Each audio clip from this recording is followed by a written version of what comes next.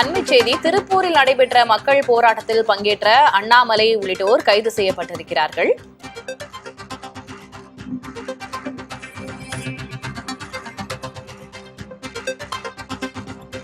திருப்பூர் மாநகராட்சி பகுதியில் உள்ள அனைத்து குப்பைகளையும் பல்லடம் சின்ன காளிப்பாளையம் பகுதியில் கொட்டுவதற்கு எதிர்ப்பு தெரிவித்து குமரன் சிலை முன்பாக ஆர்ப்பாட்டம் நடைபெற இருந்த நிலையில் ஆர்ப்பாட்டத்திற்கு அனுமதி இல்லாததால் அதில் ஈடுபட முயன்றவர்கள் முன்னெச்சரிக்கை நடவடிக்கையாக கைது செய்யப்பட்டிருக்கிறார்கள்.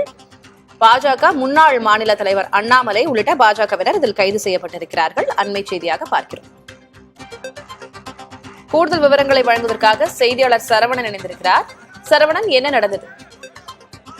திருப்பூர் மாநகராட்சியின் சார்பில் உள்ள அனைத்து குப்பைகளும் சின்னக்காளிப்பாளையம் பகுதியில் கொட்டுவதற்கு கடந்த 30 நாட்களுக்கு மேலாக பொதுமக்கள் சார்பில் போராட்டம் நடைபெற்று வந்தது. கடந்த 15 நாட்களுக்கு முன்பாகவே அண்ணாமலை இந்த போராட்டத்தில் கலந்து கொள்வதாக இருந்த நிலையில் ஆர்ப்பாட்டத்துக்குண்டான அனுமதி மறுக்கப்பட்டது. தற்போது திருப்பூர் நகராட்சிக்கு உட்பட்ட குமரன் சிலை பகுதி அருகே ஆர்ப்பாட்டமானது இன்று நடைபெற உள்ள நிலையில் இன்றும் காவல்துறையினரால் அனுமதி மறுக்கப்பட்டது. தற்போது ஆர்ப்பாட்டத்தின்